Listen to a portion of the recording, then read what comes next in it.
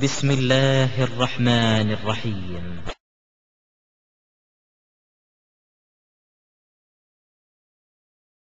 ஒரு கட்டுக்கதை ஹதீஸ் என்ற பெயரில் இருக்கிற ஒரு கட்டுக்கதையும் சொல்லுவார்கள். அது என்ன கட்டுக்கதை? ஆதம் அலைஹிஸ்ஸலாம் அவர்களை அல்லாஹ் படைத்த உடனே அவங்க அந்த அல்லாஹ்வுடைய கட்டளையை மீறிட்டாங்க. மீறின உடனே அல்லாஹ் மன்னிக்காம கோபமா இருந்தானா, அப்ப ஆதம் அலைஹிஸ்ஸலாம் பல விதமா அல்லாஹ்ட்ட மன்னிப்பு கேட்டு பார்த்தாங்களாம்.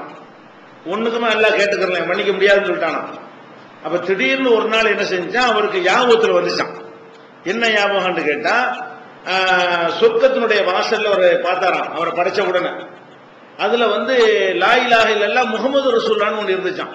ஆதம் அலைஹிஸ்ஸலாம் சொர்க்கத்துல பார்த்த உடனே என்ன இருந்துச்சா, சொர்க்கத்தினுடைய கடைக்கெல்லாம் நம்ம போர்டு போடுவோம்ல, அதெல்லாம் ஒரு போர்டு போட்டிருக்காங்கள, அப்படி சொல்றாங்க. சொர்க்கத்தின் வாசல்ல எழுதப்பட்டிருக்குதான் லா இலாஹ இல்லல்லாஹ் முஹம்மது ரசூலுல்லாஹ்னு எழுதப்பட்டுச்சான். உடனே ஆதம் அலைஹிஸ்ஸலாம் கேட்டாங்களாம், யா அல்லாஹ் உன் பேரோட இந்த முகமதுன்னு ஒரு ஆள் பேரை சேர்த்திருக்கிறேன், அவர் யாரு?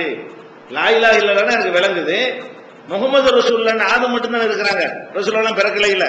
அப்ப அந்த மாதிரி இருந்தனால உங்களுக்கு தெரியாம என்ன செய்யறாங்க, யா அல்லாஹ் இந்த யார், இந்த முகமதுண்டா யாரு அப்படின்னு ஆதம் அலைஹிஸ்ஸலாம் கேட்டாங்களாம். உடனே அல்லாஹ் என்ன சொன்னான்னா, முகமதுண்டா யாரா? அவருக்காக உன்னையே நான் படைச்சிருக்கிறேன், முகமதுன்னு ஒரு ஆள் இல்லை என்று சொன்னால் உன்னைய கூட நான் படைச்சிருக்க மாட்டேன், அவருக்காக தான் அந்த உலகத்துல உள்ள அனைத்தையும் நான் படைச்சேன் அப்படின்னு அல்லாஹ் சொன்னான் என்று இவங்க என்ன செய்யறாங்க, இந்த ஒரு சம்பவத்தை ஆதாரம் காட்டி இது அவருக்கு ஞாபகத்துக்கு வருது. எப்ப ஞாபகத்துக்கு வருது? பாவமெல்லாம் செஞ்ச பிறகு, சொர்க்கத்தை விட்டு வெளியேற்றப்பட்ட பிறகு அழுது புலம்புறாரா, அல்லாஹ் மன்னிக்க மாட்டேங்கிறானா. அப்ப திடீர்னு யாவும் என்ன செய்யறாரு, அன்னைக்கு ஒண்ணு நம்ம பார்த்தோமே சொர்க்கத்து வாசல்ல, அவர் பேரை சொல்லி கேட்டு பார்ப்போம் அப்படின்னு சொல்லிட்டு, யா அல்லாஹ் முகமதுடைய பொருட்டால் என்னை மன்னிப்பாயாக உடனே கேட்டாங்களாம். நல்லா பயங்கர சந்தோஷப்பட்டு உன் பாவத்தை மன்னித்து விட்டேன் அப்படின்னு அல்லாஹ் சொல்லிவிட்டான்.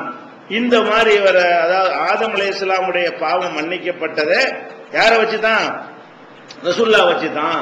ரசூல் ஸல்லல்லாஹு அலைஹி வஸல்லம் அப்படி பேரை சொல்லி கேட்ட உடனே அல்லாஹ் மறக்க முடியாம நினைச்சிட்டாங்கள, மன்னித்து விட்டான் என்று ஒரு கட்டுக்கதையை இந்த செய்தி இருக்குது. இப்படி ஒரு செய்தி இருக்கிறது.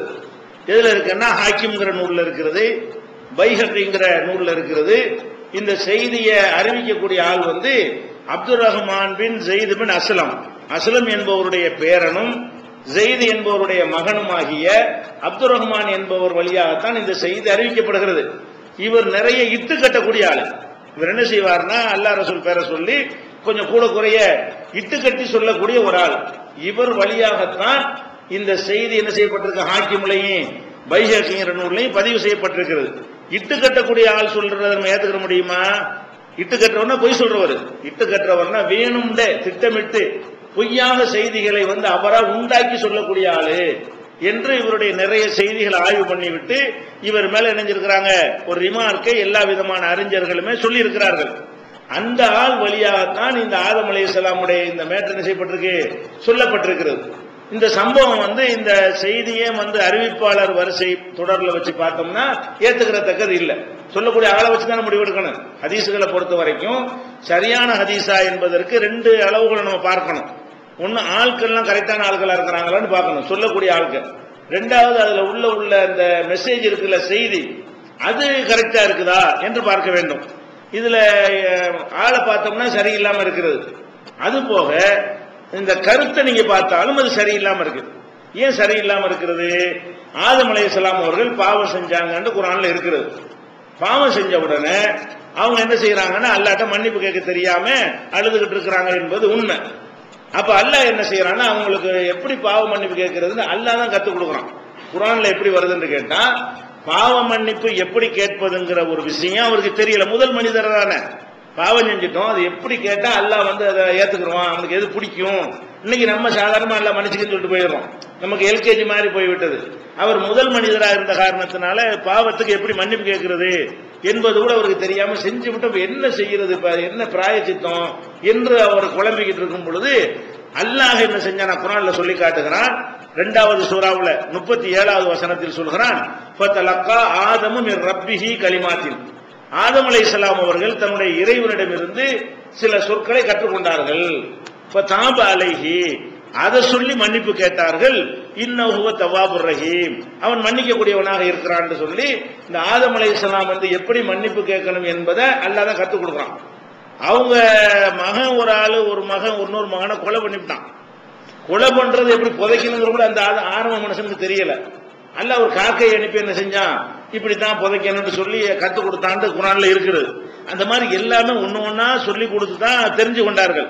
அப்ப ஆதம் அலைஹிஸ்ஸலாம் அவர்கள் பாவம் செஞ்சார்கள் என்ற உடனே அவங்க எப்படி மன்னிப்பு கேட்டார்கள்னா அவ்வளவு ஐடியா பண்ணி சொர்க்கத்தில் எழுதுனதெல்லாம் கண்டுபிடிச்சு அவங்கள அந்த வார்த்தையை அப்படி கண்டுபிடிச்சாங்கல்ல இவங்க கதை விடுறாங்க. அவருக்கு எப்படி மன்னிப்பு கேட்கறன்னு தெரியாம தடுமாறிக்கிட்டு இருக்கிறாரு. அப்ப அல்லாஹ் என்ன செய்யறான், இப்படி கேளுன்னு நான் கற்றுக் கொடுத்தேன் என்று 2வது சூராவோட 37வது வசனத்தில் சொல்லுகிறான்.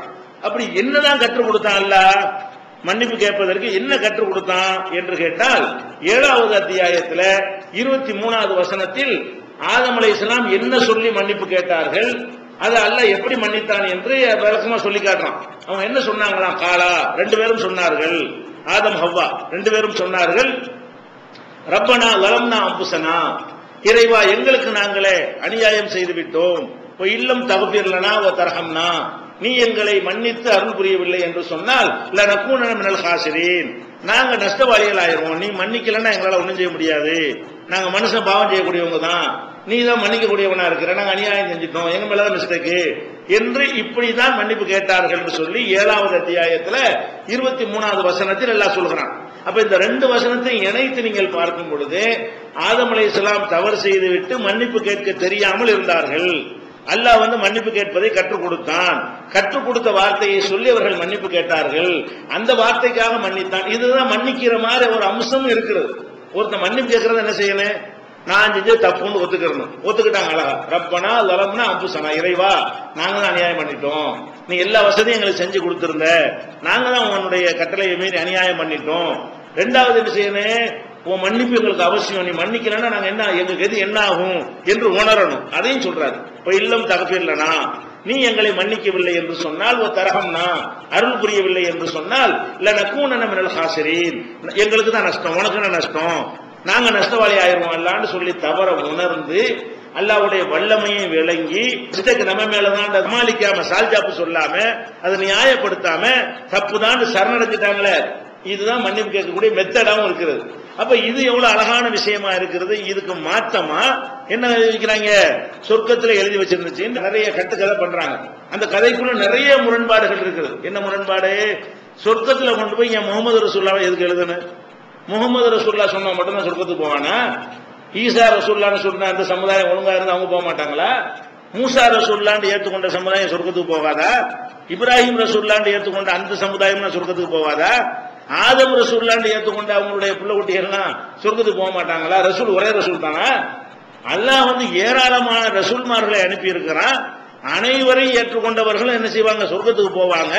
சொர்க்கத்துக்கு போவதற்கு அதிக முகமது ரசூலுல்லாஹ் எழுதுன, முகமது நமக்கு ரசூல், இந்த கடைசி உம்மத்துக்கு அவங்க என்ன செய்யறாங்க, அல்லாஹ்வுடைய ரசூலை தவிர நமக்கு முந்தி வந்த சமுதாயத்துக்கு யார் ரசூல், முகமது ரசூலுல்லாஹ்வா, அவங்க எல்லாம் அவங்க ரசூல் ஸல்லல்லாஹு ஏத்துக்கணுமா, அவங்க தங்களுக்கு அனுப்பப்பட்ட ரசூல்மார்களை ஏத்திருப்பாங்க. அப்படி இருக்கும் பொழுது இதுல கொண்டு போய் அதை எதுக்கு எழுதணும் என்று பார்த்தாலும் இது என்ன இல்ல, செய்தியும் பொய்யா இருக்கிறது. அதுபோக என்னன்னு கேட்டா, உங்களுக்காகத்தான் எல்லாத்தையும் படைச்சேன் அப்படின்னு நல்லா சொல்லிவிட்டான். ஆதம் அலைஹிஸ்ஸலாம் வந்து ஆதம் அலைஹிஸ்ஸலாத்திட்ட அல்லாஹ் சொன்னானா, உன்னை படைச்சது அவருக்காக தான் படைச்சது, உன்னை படைக்கணும்னா படைக்க கிடையாது, உன் வழியாக அவர் வரணுங்கிறதுக்கு தான் நான் வந்து உன்னையே படைச்சிருக்கிறேன், அவரை படைக்கிறது தான் பிரதான நோக்கம் அப்படின்னு நல்லா சொல்லிட்டானா. அவரை படைக்கிற நோக்கம் அவரே படைச்சிட்டு போயிடுவான், நல்லா கூட்டு வேலையா செய்வான், கோடிக்கணக்கான மக்களை படைச்சு படைச்சு படைச்சு படைச்சு கடைசியா உங்க ரசூலுல்லாஹ் படைக்கிறது நோக்கம்னா நேரடியா செஞ்சுட்டு போயிடுவான். அல்ல அனைவரையும் படைக்கிறது நோக்கம் அவனுக்கு, மனித குலத்தை படைப்பது அவனுக்கு நோக்கமே தவிர ரசூல் ஸல்லல்லாஹு படைக்கிறது மட்டும் நோக்கமாக இருக்குமே. ஆனால் அதுக்கு எதுக்கு ஆதம் அலைஹிஸ்ஸலாத்துல இருந்து ஆரம்பிக்கணும், ஆகுண்டா ரசூல் ஆகிட்டு போறாங்க, முதல்ல எடுத்துக்கலாம் அவங்களை படைச்சு விட்டு போயிடலாமே, உனக்காக படைச்சேன் அப்படின்னு சொல்லிட்டு போயிடலாமே. இந்த அடி லவ்லாக் அரபில் வர சொல்லிக்கிறாங்க, லவ்லாக்க லமா ஹலக்துல் அஃப்லாக், நீ இல்லை என்றால் இந்த அண்ட சராசரங்களை படைத்திருக்க மாட்டேன் என்று அல்லாஹ் சொன்னான். அதுபோக இந்த உமர் புலவர் அவன் சீரா புராணத்தை எழுதி வச்சுக்கிட்டு பள்ளிக்கூடத்தில் அதெல்லாம் எழுதி வச்சுக்கிறாங்க. பள்ளிக்கூடத்தில் என்ன எழுதி வச்சுக்கிறாங்க, இதைத்தான் கடவுள் வாழ்த்துன்னு போட்டு வச்சிருப்பாங்க. என்ன வாழ்த்து, கலைமறை முகமது என்னும் காரணம் இல்லையாகில் உலகுவின் இரவி திங்கள் ஒளிரூடு கணம் சுவர்க்கம் மலைகடல் நதி பாதாளம் வானவர் முதலாய் உண்மை நிலையுற படைப்பதில்லை என இறை நிகழ்த்தினானே. அல்லாஹ் என்ன சொன்னானா, ஆதம் அலைஹிஸ்ஸலாத்துல சொன்னானா, எப்படி சொன்னான் கதை. உமர் புலவர் பாட்டுல சீரா புராணத்துல இருக்கிறது. முகம்மதுன்னு ஒரு ஆள் இல்லைன்னு சொன்னா அந்த உலகு, சூரியன், சந்திரன், அது சொர்க்கம், மலை, கடல், நதி, பாதாளம், மலக்குகள் ஒன்னையும் படைச்சிருக்க மாட்டேன். மலக்குகள் வரைக்கும் விட்டாங்க. மலக்கு அது முந்தைய இருக்கிறார். ஆதம் அலைஹிஸ்ஸலாம் மலக்கு இருக்கிறாரு. உலகம்னு அழிக்கப்பட்டவன கூட மலக்கெல்லாம் இருப்பாரு. அரசு சுமந்து கட்டலாம் அந்த வானவர்கள் இருப்பாங்கலாம் வருது. இவர் என்ன பண்றாரு, எல்லாத்தையும் படைச்சது எதுக்குன்னா, உனக்காத்த முகமது இல்லை என்று சொன்னால் யாரையும் நான் படைக்கல என்று சும்மா இட்டு கட்டி இருக்கிறார்கள். அது அடிப்படையில் கவிதைலாம் எழுதி வச்சிருக்கிறார்கள். அப்ப இது முதல்ல தப்பு. ரசூல் ஸல்லல்லாஹு அலைஹி வஸல்லம் அவர்களை அவங்களுக்காகவெல்லாம் அல்லாஹ் படைக்கவே இல்லை. தன்னை வணங்குவதற்கு ஒரு இனம் வேண்டும், அல்லாஹ் விரும்புறான். வமா கலக்துல் ஜின்ன வல் இன்ஸ இல்லா லியஅபுதுன். மனித இனத்தையும் ஜின் இனத்தையும் எதுக்கு படைச்சேன்னு கேட்டா, என்னை வணங்கணும், என்னை புரிந்து வணங்கணும், விரும்பி வணங்கணும். மலக்குகள்லாம் அவங்க இயல்பாக வணங்கக்கூடியவர்களா படைக்கப்பட்டிருக்காங்க. நினைச்சா வணங்குறது, நினைச்சா வணங்காம இருக்கிறது அவங்களுக்கு முடியாது. வணங்கிக்கிட்டே தான் இருப்பார்கள். அந்த மாதிரி இல்லாம நம்மளா தேர்வு செஞ்சு வணங்கக்கூடிய ஒரு படைப்பு வேணும் என்று மலக்கண்டு ஒரு மனிதன்கிற ஒரு படைப்பையும் ஜின் என்ற படைப்பையும் அல்லாஹ் படைத்ததா சொல்லி காட்டுறான். அதுவும் தப்பா இருக்கிறது. ரசூலுல்லாஹ்வுக்காக தான் படைச்சேன். சரி, ரசூலுல்லாஹ்வுக்காக தான் உலகம் படைச்சோன்னு சொன்னா ரசூலுல்லாஹ் பிறக்கிற வரைக்கும் வந்துட்டு அதோட உலகம் அழிச்சிருப்பான்ல. 1400 வருஷத்துக்கு முந்தைய ரசூலுல்லாஹ் பிறந்துட்டாங்கல்ல, உனக்காக தான் படைச்சேன், பாத்துட்டியா, முடிஞ்சு பினிஷ், நீ மூத்தா பண்ணானோட உலகத்தை அழிச்சிட வேண்டியதானே. அப்புறம் ரசூலுல்லாஹ்வுக்கு இத்தனை ஆயிரம் ஆண்டு 1400 வருஷம் ஓடி போச்சு, இன்னும் எத்தனை ஆயிரம் இருக்க போதோ, எவ்வளவு நாள் அல்லாதான் அறிஞ்சவனா இருக்கிறான். அப்ப இதெல்லாம் பொய், யாருக்காகவும் படைக்கல. அவன் மனித குலத்தை படைக்கணும்னு படைச்சான், ஜின் குலத்தை படைக்க. அப்ப ஜின்னுக்கு யாருக்கா படைச்சதப்ப ரெண்டு இனத்தில் அல்ல வணங்குறதுக்கு படைச்சேன்னு சொல்றான். அப்ப இந்த மாதிரியான ஒரு கட்டுக்கதையை ஒண்ணு எழுதி வைத்துக் கொண்டார்கள். அது ஒரு தப்பு. அது மாதிரி அவங்க பொருட்டாலதான் கேட்டாங்கன்னு சொல்றதும் என்ன இருக்கு, அது குர்ஆனுடைய வசனத்திற்கு மாற்றமா இருக்குன்னு விளைவிக்கிறது. இந்த கட்டுக்கதை அடிப்படையில தான் ரசூலுல்லாஹ் பொருட்டால் அப்படி இப்படின்னு சொல்கிறார்கள். அல்லாஹ்